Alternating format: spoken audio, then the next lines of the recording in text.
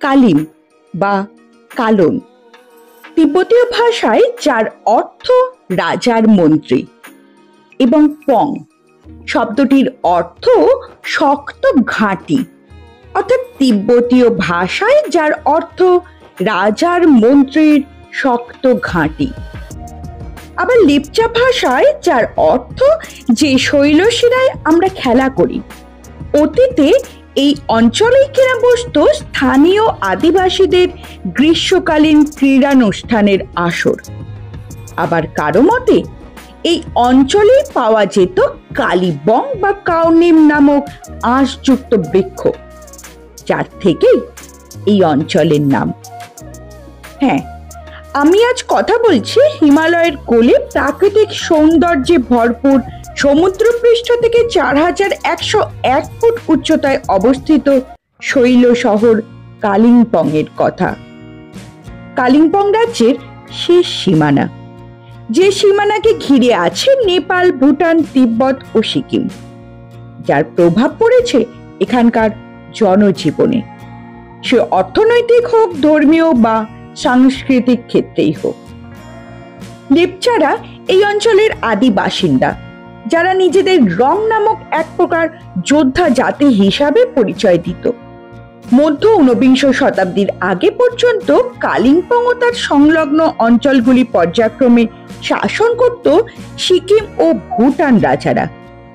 সিকিমি শাসনে এই অঞ্চল ডালিংকোটা নামে পরিচিত ছিল।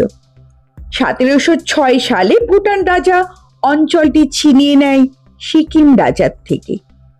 ফলে তিস্তার পূর্ব দিকের এই জনবসতিতে ভুটানি জীবনধারা ও ধর্মের গভীর প্রভাব এসে পড়ে।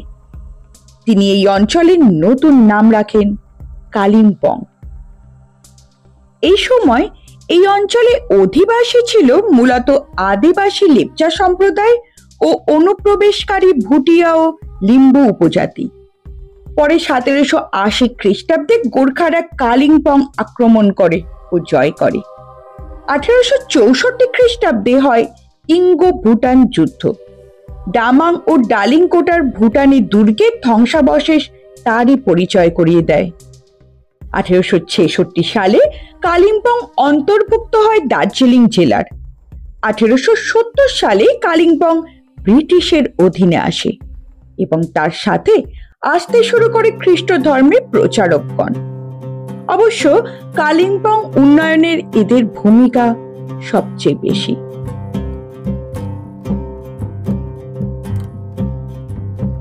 এই অঞ্চলের জলবায়ু ভীষণ মনোরম, তাই ব্রিটিশরা গাঙ্গেয় সমভূমি অঞ্চলের তীব্র দাবদাহ থেকে বাঁচতে এখানে দার্জিলিং এর বিকল্প শৈল শহর গড়ে তোলার পরিকল্পনা নেয়। কালিম্পং প্রাচীন রেশম পথের প্রক্ষিপ্তাংশ নাথুলা ও জেলেপলার কাছে অবস্থিত, তাই ভারত ও তিব্বতের মধ্যে পশু রোম, ফুল ও খাদ্যশস্য আমদানি রপ্তানিতে কালিম্পং ছিল একটি গুরুত্বপূর্ণ বাণিজ্য কেন্দ্র। বাণিজ্যে সমৃদ্ধি লাভের সঙ্গে সঙ্গে নেপাল থেকে আসতে থাকে বহু সংখ্যক অনুপ্রবেশকারী। স্কটিশ মিশনারিরা এসে এখানে ব্রিটিশদের জন্য স্কুল ও ওয়েলফেয়ার সেন্টার গড়ে তোলে। রেভারেন্ড ডাব্লিউ ম্যাকফার্লেন্স 1870 দশকে এই এলাকায় প্রথম স্কুল স্থাপন করেন। স্কটিশ ইউনিভার্সিটি মিশন ইনস্টিটিউট চালু হয় 1886 সালে। তারপর চালু হয় কালিম্পং গার্লস হাই স্কুল।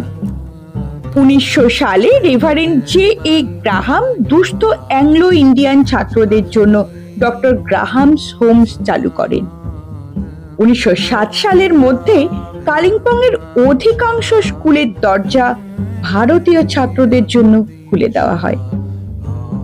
1947 সালে স্বাধীনতা ও দেশভাগের পর কালিম্পং ভারতের পশ্চিমবঙ্গ রাজ্যের অন্তর্ভুক্ত হয়। 1959 সালে চীন তিব্বত দখল করে নেয়। বহু বৌদ্ধ সন্ন্যাসী তিব্বত থেকে পশ্চিমবঙ্গে চলে আসেন এবং কালিম্পংয়ে মঠ স্থাপন করেন। এইসব সন্ন্যাসীরা সঙ্গে করে বহু দুষ্প্রাপ্য পুঁথি এনেছিলেন। ভারত চীন যুদ্ধের পর জেলেপলা পাস পুরোপুরিভাবে বন্ধ করে দেওয়া হয় এতে ভারত তিব্বত বাণিজ্য ব্যাহত হয়। কালিম্পং অর্থনৈতিক ক্ষতির মুখে পড়ে। 1976 সালে দলাই লামা কালিম্পং এ এসে জ্যাংঢোক পাল্লি প্রোডাং মঠটিকে পবিত্র ঘোষণা করেন। এই মঠে গেলে এখনো আপনারা দেখতে পাবেন বহু প্রাচীন পুঁথি সংরক্ষিত। কালিম্পং শহরের সর্বোচ্চ পয়েন্ট ডেলো পাহাড়, যার উচ্চতা 4501 ফুট। ভ্রমণ পিপাসু মানুষ অপিট করে যতই পাগল হোক না কেন, কালিম্পং সব সময় তাদের লিস্টে স্থান পেয়েছে। মিউজিয়াম, মনাস্ট্রি, জঙ্গল, মন্দির, অর্কিড ও ফুল সব নিয়েই যেন সেজে বসে আছে কালিম্পং। আর একদিকে অবশ্যই কাঞ্চনজঙ্ঘা, যার একটা ঝলক পাওয়ার জন্য মানুষ থাকে সদা ব্যস্ত। কোথাও ঘুরতে যাওয়ার আগে সেই জায়গার ছোট্ট ইতিহাস জানলে জায়গাটা ঘুরতে আরো যেন ভালো লাগে। তাই আমি চেষ্টা করলাম ছোট্ট একটু ইতিহাস কালিম্পং সম্পর্কে জানিয়ে রাখার। যারা কালিম্পং এই মুহূর্তে যাচ্ছেন বা ভবিষ্যতে যাবেন, তাদের যাতে আরো ভালো লাগে কালিম্পংকে। ভিডিও কেমন লাগলো জানাতে অবশ্যই ভুলবেন না। সঙ্গে থাকুন, আমার সঙ্গে থাকুন অবশ্যই দীপান্তর দ্য এক্সপ্লোরার। আমাকে ফলো করতে পারেন ইনস্টাগ্রাম এবং ফেসবুক পেজ একই নাম। ধন্যবাদ।